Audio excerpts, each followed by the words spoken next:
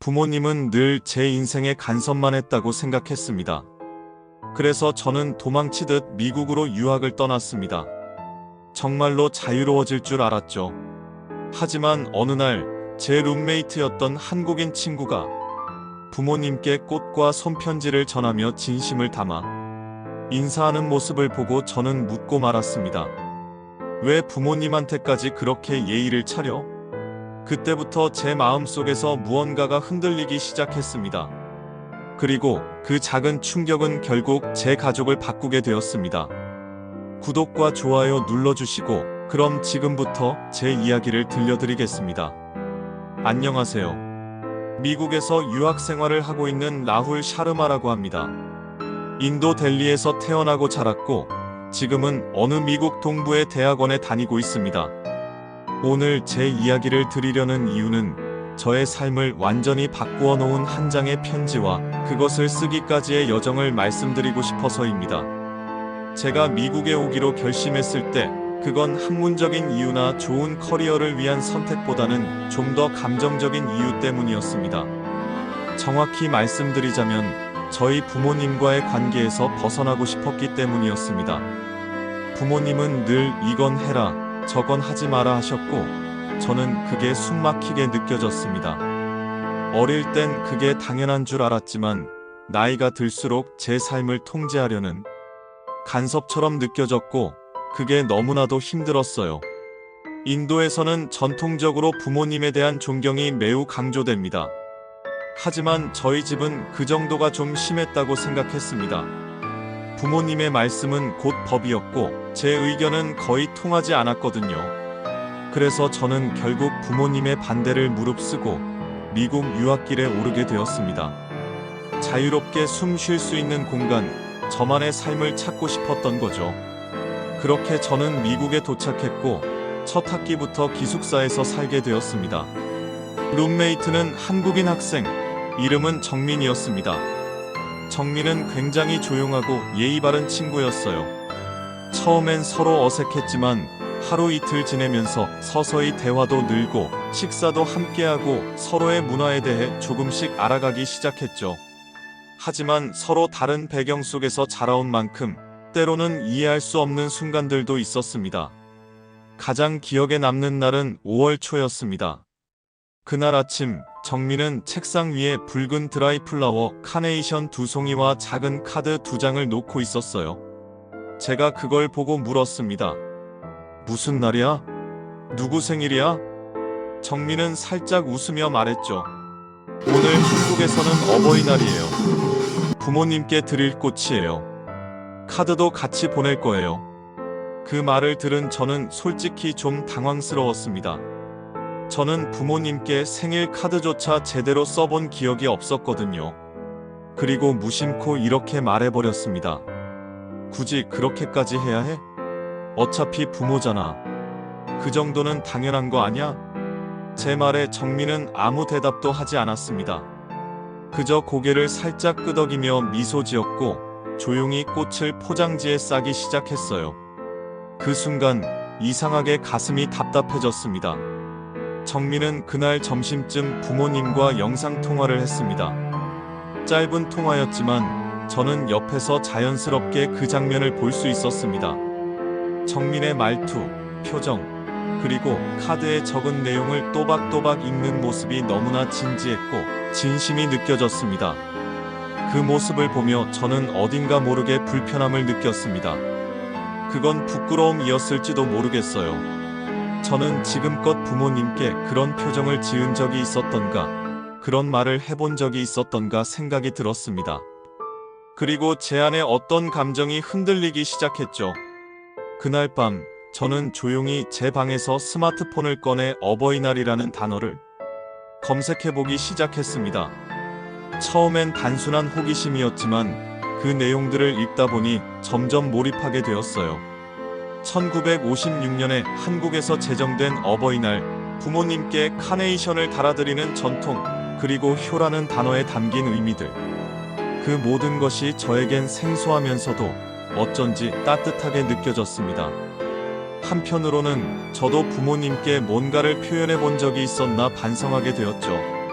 나는 도대체 왜 부모님의 모든 행동을 간섭이라 생각했을까? 혹시 그게 사랑의 방식이었던 건 아닐까? 그날 이후 제 머릿속에는 정민의 말투와 그 영상통화 장면이 계속 맴돌았습니다. 마치 어떤 잔상이 남아 마음을 찌르는 듯 했어요. 그리고 며칠 뒤 저는 처음으로 부모님께 편지를 쓰기로 결심했습니다. 손으로 쓴 건 아니지만 이메일에 진심을 담아 적었습니다. 글이 길진 않았어요. 엄마, 아빠. 어릴 때는 왜 그렇게 하셨는지 이해가 안 갔지만 지금은 조금 알 것 같아요. 늘 제 인생에 간섭만 한다고 생각했는데 그게 사랑이었던 것 같아요. 많이 감사드리고 죄송해요. 보내기 버튼을 누르기까지 시간이 꽤 걸렸습니다. 마음이 복잡했거든요. 하지만 보내고 나니 이상하게도 마음이 가벼워졌습니다. 그리고 그날 밤 부모님에게 영상통화가 걸려왔습니다. 화면 속 두 분의 얼굴은 눈물로 젖어 있었고 어머니는 떨리는 목소리로 말씀하셨어요. 너한테 이런 말을 들을 날이 올 줄 몰랐구나. 고맙다, 아들아. 그 순간 제 가슴 한켠에서 뭔가 뚝 하고 무너졌습니다. 울지 않으려 했지만 그 말에 저도 모르게 눈물이 흘렀습니다. 이렇게 간단한 말 한마디가 이렇게 큰 변화를 만들 수도 있구나. 그게 제 인생을 바꾼 첫걸음이었습니다. 편지를 보내고 난 뒤 저의 일상은 눈에 보이지 않게 바뀌기 시작했습니다. 사람이 무언가에 감동받는 순간은 되게 짧지만 그 여운은 오래 남는다고 하죠. 저는 그날 이후로 부모님께 조금 더 자주 연락을 드리게 되었고 처음에는 어색하고 조심스럽기만 했던 통화도 점점 따뜻하게 변해갔습니다. 다음 해 5월이 다가올 때쯤 저는 한 가지 결심을 했습니다. 작년에 한 번 했다고 끝낼 게 아니라 이걸 나만의 전통으로 만들어 보자. 그래서 저는 5월 8일 한국의 어버이날을 기준으로 매년 부모님께 편지와 작은 선물을 보내기로 마음먹었습니다. 두 번째 해에는 편지에 더 많은 말을 담았습니다. 부모님이 제게 해주셨던 이야기들, 어릴 적 기억, 그리고 제가 몰랐던 부모님의 희생에 대한 감사를 조금씩 글로 풀어냈죠. 처음엔 망설임도 있었지만 편지를 쓸수록 제 안에 있던 미움과 원망은 어느새 사라지고 있었습니다. 선물은 대단한 것이 아니었습니다. 직접 만든 디지털 포토북, 제가 찍은 풍경 사진에 짧은 코멘트를 붙인 엽서, 그리고 가끔은 온라인으로 주문한 책 한 권. 그런 소소한 정성이 부모님의 얼굴을 웃음으로 바꾸는 걸 보면서 이게 바로 나만의 어버이날이구나라는 생각이 들었습니다. 이렇게 3년이 지나자 저희 가족 사이의 분위기도 조금씩 바뀌기 시작했습니다. 어색하기만 하던 대화는 이젠 웃음이 섞이고 과거에는 날카롭게 들렸던 부모님의 말투도 따뜻하게 느껴졌습니다. 예전 같으면 이번 방학 때는 왜 안 오니? 라고 들렸던 말이 이제는 보고 싶다라는 뜻으로 들리더군요. 정민과의 관계도 한층 더 깊어졌습니다. 그는 여전히 말보다는 행동으로 자신을 드러내는 사람이었지만 저는 그 무언의 진심을 이제는 조금 알 것 같았습니다. 어느 날 제가 다시 한번 정민에게 물었습니다. 정민아, 너는 왜 그렇게 부모님한테 잘하려고 해? 솔직히 좀 부담스럽지 않아? 정민은 잠시 생각에 잠기더니 이렇게 말했습니다. 사실 나도 한때는 부모님이 너무 무섭고 불편했어요. 근데 그게 나이 들수록 이유가 보이더라고요. 부모님도 완벽한 사람이 아니라서 실수도 하고 서툴기도 한 거였는데 그걸 알게 되니까 그냥 감사하게 되더라고요. 그 말은 제게 큰 울림을 주었습니다. 저 역시 부모님을 완벽해야 하는 존재로만 생각했기에 실망하고 거리를 두었던 거였구나 싶었습니다. 그해 여름 뜻밖의 기회로 저는 한국에서 열리는 단기 교환 프로그램에 참가할 수 있게 되었습니다. 그리고 놀랍게도 정민의 가족이 저를 직접 초대해 주셨습니다. 한국에 도착한 첫날 정민의 부모님께 인사를 드리러 갔을 때의 기억은 지금도 생생합니다. 정갈한 상차림, 환하게 웃으며 손을 맞잡아 주시던 어머니, 그리고 말수는 적지만 따뜻한 눈빛으로 제 어깨를 토닥여 주시던 아버지. 정민의 집에서는 가족이 함께 저녁 식사를 하며 그날 있었던 일을 나누는 문화가 있었습니다. 서로의 말을 끊지 않고 끝까지 들어주는 분위기. 아이가 부모에게 예의를 지키면서도 자연스럽게 농담을 주고받는 모습이 저에겐 무척 인상 깊었습니다. 그리고 5월 8일 한국에서의 어버이날을 직접 체험하게 되었죠. 아침부터 거리에는 카네이션을 파는 상인들이 많았고 학생들은 손편지를 나눠주는 캠페인을 하고 있었습니다. 식당에는 부모님과 식사를 하며 조용히 꽃을 달아드리는 사람들의 모습이 눈에 들어왔습니다. 정민의 어머니도 정민이 드린 붉은 카네이션을 웃으며 옷깃에 달았고 아버지는 조용히 그 꽃을 바라보다가 이렇게 말씀하셨습니다. 이제 정민이 다 컸구나. 이런 걸 받게 되다니. 그 말에 어머니는 웃으며 이렇게 말하셨어요. 받는 것도 기쁘지만 저 아이가 줄 아는 사람이 되어줘서 더 고마워요. 그 장면을 바라보며 저는 말할 수 없는 울컥함을 느꼈습니다. 저도 언젠가 부모님께 그렇게 말할 수 있을까? 저를 키워주셔서 감사합니다라고 자연스럽게 말할 수 있는 날이 올 수 있을까? 그날 저는 마음속으로 다짐했습니다. 이제는 표현하며 살자. 그리고 매년 이 마음을 잊지 말자. 한국에 머문 지 어느덧 보름 정도 되었을 때였습니다. 정민의 가족과 함께 보내는 시간은 제게 새로운 세상을 보여주었고 매일이 놀라움의 연속이었어요. 하지만 감탄만 가득했던 건 아닙니다.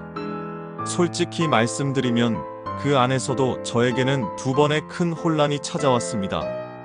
그날은 정민의 친구 몇 명과 함께 근처의 전통 한식당에 가게 되었습니다. 그곳은 가정식 백반을 파는 소박한 식당이었고 음식이 나오기 전부터 다양한 반찬들이 쭉 깔렸습니다. 김치, 멸치볶음, 나물무침, 감자조림 종류도 다양하고 가지런히 놓여 있어서 보기만 해도 정성이 느껴졌습니다. 처음엔 그냥 서비스가 좋은가 보다라고 생각했죠. 그런데 정민이 아주 자연스럽게 그 반찬들을 저에게 먼저 권하고 본인은 제일 마지막에 집어먹는 거예요. 저는 솔직히 좀 불편했습니다. 같은 친구끼리 왜 이렇게까지 예의를 차리지? 하는 생각이 들었죠. 그리고 그 생각을 말로 꺼내고 말았습니다. 정민아, 굳이 그렇게까지 하지 않아도 돼. 나도 그냥 편하게 먹자. 그 말에 정민이 살짝 웃으며 말했습니다. 아니에요. 한국에서는 어른이나 손님이 먼저 드시는 게 예의예요. 저도 가족이랑 먹을 때 항상 그렇게 해요. 그 순간 제가 괜히 말을 꺼냈나 싶어 얼굴이 뜨거워졌습니다.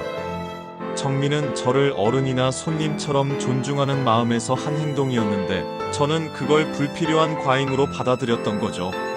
식사 내내 저는 말이 별로 없었습니다.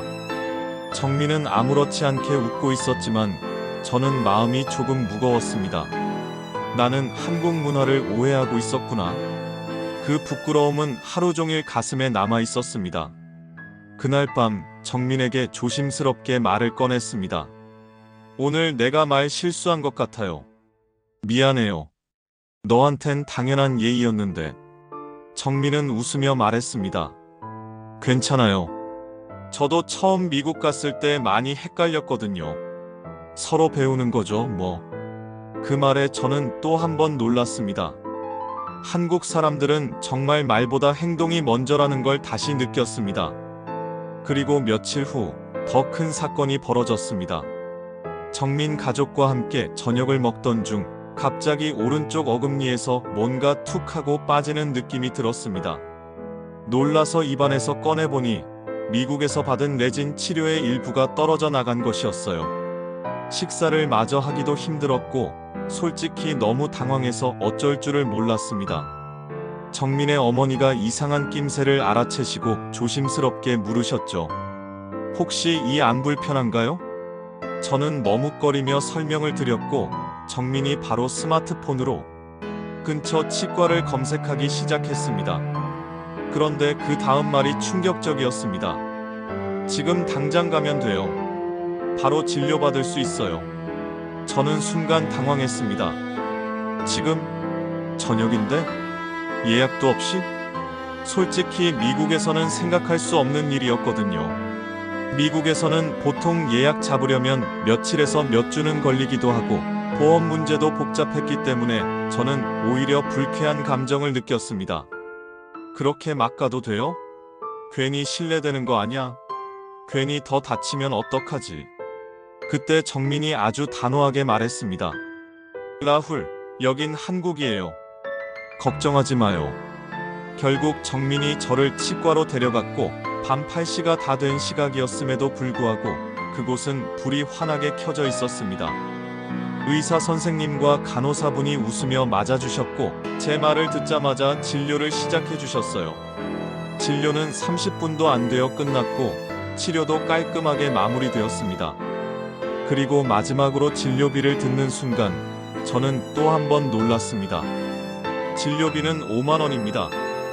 그 말을 듣고 저는 정민을 바라보며 이렇게 말했습니다. 이거 미국이었다면 아마 200달러는 나왔을 거예요. 예약도 안 했는데 이게 말이 돼요? 정민은 웃으며 이렇게 말했습니다. 한국은 의료 시스템이 많이 발달해 있어요. 응급이든 일반 진료든 환자가 불편하지 않게 도와주려고 해요. 그날 밤 저는 침대에 누워 두 가지 생각을 계속 곱씹었습니다. 하나는 제가 얼마나 한국의 문화와 시스템을 몰랐는지에 대한 반성, 그리고 또 하나는 그런 모자람을 이해하고 도와준 사람들에 대한 깊은 감사였습니다. 정민도, 그 가족도, 치과 선생님도, 그리고 그 시스템도, 그 누구도 저를 비난하지 않았고 오히려 자연스럽게 저를 받아주었습니다. 그 경험은 제게 단순한 사건 그 이상이었습니다. 그건 제가 한국이라는 나라를, 그리고 인간적인 정을 다시 바라보게 만든 결정적인 순간이었습니다. 한국에서의 시간이 끝나갈 무렵 저는 이상할 정도로 마음이 복잡해졌습니다. 처음 한국에 올 때만 해도 그저 새로운 문화를 배우는 체험 정도로만 생각했지만 이 나라는 제게 너무 많은 걸 가르쳐 주었기 때문입니다. 돌아가는 비행기 안에서 저는 스마트폰 갤러리를 열어 사진을 넘겨봤습니다. 정민 가족과 함께 찍은 가족 사진, 정민 어머니가 만들어주신 잡채, 거리에서 받았던 손편지 캠페인 전단지, 그리고 붉은 카네이션을 손에 쥔 정민의 아버지의 미소까지. 모든 장면이 영화의 한 컷처럼 마음속에 박혀 있었습니다. 미국으로 돌아온 뒤 일상은 다시 분주하게 돌아갔지만 제 안에는 분명히 전과는 다른 무언가가 자리 잡고 있었습니다. 부모님과의 관계도 한층 가까워졌습니다. 이젠 잘 지내세요? 라는 단순한 안부 인사가 아닌 오늘 하루는 어떠셨어요? 이 사진 보세요. 여기 너무 예뻐요. 이렇게 마음을 담은 대화를 이어가게 되었습니다. 그 무렵 학교에서 국제문화 발표회가 열린다는 소식을 들었습니다. 세계 각국에서 온 유학생들이 자신들의 문화, 관습, 전통을 발표하는 자리였죠. 주제를 정해달라는 메일을 받고 저는 망설임 없이 이렇게 적었습니다. 한국의 어버이날이 제 인생을 바꾸었습니다. 주변에서는 의아해하는 반응도 있었어요. 어버이날이 무슨 그렇게 특별한 건데? 그건 그냥 가족 행사 아니야?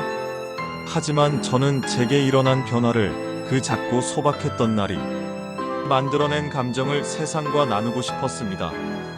발표 당일 저는 단상 위에 섰습니다. 마이크를 잡은 손이 약간 떨렸지만 제 목소리는 또렷했습니다. 안녕하세요. 저는 라훌 샤르마입니다. 오늘 제가 말씀드릴 주제는 한국의 어버이날입니다.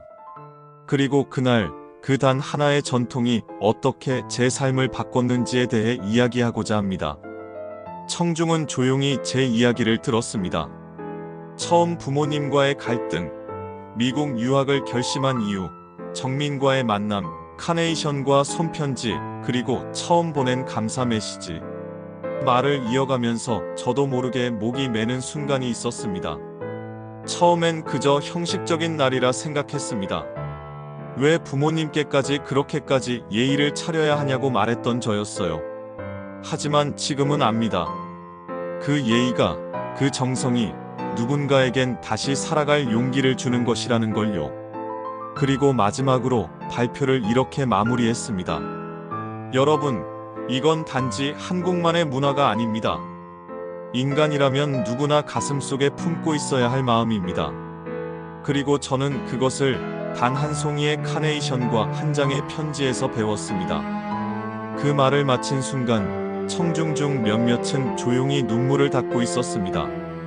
같은 기숙사에 사는 친구가 발표 후 다가와 말했어요. 너의 가족 이야기 들으면서 내 부모님 생각났어. 나도 한번 편지 써봐야겠다. 그 말을 듣는 순간 제게 쌓여있던 감정이 터져나올 뻔했습니다. 내가 느낀 이 변화가 누군가에게도 전달되고 있구나. 그해 5월 8일 저는 예년처럼 부모님께 편지와 선물을 보냈습니다. 이번엔 한국에서 구입한 작은 자개함 안에 손수 쓴 편지를 넣었습니다. 그리고 영상 메시지 한 통을 추가했죠. 엄마, 아빠, 한국에 다녀온 뒤 더 많이 생각했어요. 제가 떠난 건 도망이 아니라 이해하려는 첫걸음이었다는 걸요. 그리고 이제는 두 분께 받은 사랑을 말로, 행동으로 돌려드리고 싶어요. 사랑합니다. 며칠 후 부모님에게서 영상통화가 걸려왔습니다. 이번엔 말없이 껴안아주는 듯한 눈빛이 먼저 전해졌습니다. 고맙다, 아들아. 내가 멀리 있어도 이렇게 마음은 더 가까워진 것 같구나. 그 말을 듣는 순간 저는 확신했습니다. 이 작은 변화는 진짜였습니다. 카네이션 한 송이와 손편지 한 장이 수십 년간 쌓인 오해와 감정을 풀어내고 다시 가족의 마음을 잊게 한 거였어요.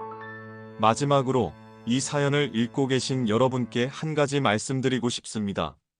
만약 아직 부모님께 감사의 인사를 못 전하셨다면 오늘이라도 시작해보세요. 꽃이 없어도 괜찮습니다. 손편지가 아니어도 괜찮아요. 그저 한마디 고마워요. 사랑해요. 그 말 한마디가 어떤 사람의 인생을 바꿉니다. 저처럼요.